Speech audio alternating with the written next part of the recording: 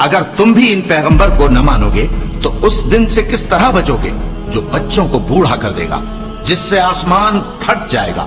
ये उसका वादा पूरा होकर रहेगा। शुरू अल्लाह का नाम लेकर जो बड़ा मेहरबान निहायत रहम वाला है। ए कमली में लिपटने वाले, रात को क़याम किया करो मगर थोड़ी सी रात, यानी निस्फ रात या उससे कुछ कम क़याम करो या कुछ ज्यादा।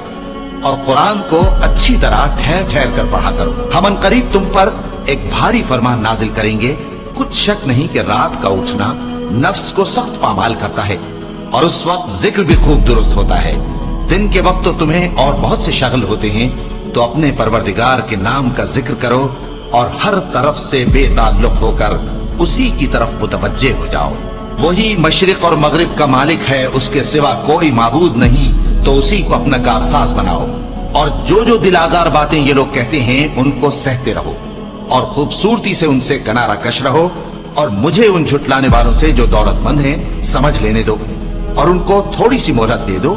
कुछ शक नहीं कि हमारे पास बेड़ियां हैं और बड़ी जबरदस्त आग है और गले में अटकने वाला खाना है और दर्द देने वाला अजाब है। जिस दिन जमीन और पहाड़ कांपने लगे और पहाड़ ऐसे भुरभुरे हो जाएंगे जैसे रेत के टीले। ए अहले मक्का, जिस तरह हमने फिरौन के पास मूसा को पैगंबर बनाकर भेजा था, उसी तरह तुम्हारे पास भी मोहम्मद सल्लल्लाहु अलैहि वसल्लम एक रसूल भेजे हैं जो तुम्हारे मुकाबले में गवाह होंगे। सो फिरौन ने हमारे पैगंबर का कहा न माना तो हमने उसको बड़े दर्दनाक अंदाज से पकड़ लिया। अगर तुम भी इन पैगंबर को न मानोगे तो उस दिन से किस तरह बचोगे जो बच्चों को बूढ़ा कर देगा, जिससे आसमान फट जाएगा। ये उसका वादा पूरा होकर रहेगा।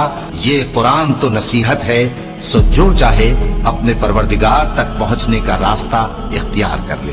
तुम्हारा परवरदिगार खूब जानता है कि तुम और तुम्हारे साथ के लोग कभी 2/3 रात के करीब और कभी आधी रात और कभी तिहाई रात क़याम किया करते हो। और अल्लाह रात और दिन का अंदाजा रखता है। उसने मालूम किया कि तुम उसको निभा न सकोगे तो उसने तुम पर मेहरबानी की। बस जितना आसानी से हो सके उतना कुरान पढ़ लिया करो। उसने जाना कि तुम में बाज बीमार भी होंगे और बाज अल्लाह के फजल यानी माश की तलाश में मुल्क में सफर करेंगे और बाज अल्लाह की राह में लड़ेंगे। तो जितना आसानी से हो सके उतना कुरान पढ़ लिया करो और नमाज कायम करते रहो और ज़कात अदा करते रहो और अल्लाह को नेक नियति से कर्ज देते रहो। और जो अमल नेक तुम अपने लिए आगे भेजोगे उसको अल्लाह के यहाँ बेहतर और सिले में बहुत अजीम पाओगे। और अल्लाह से बख्शिश मांगते रहो, बेशक अल्लाह बख्शने वाला है, मेहरबान है।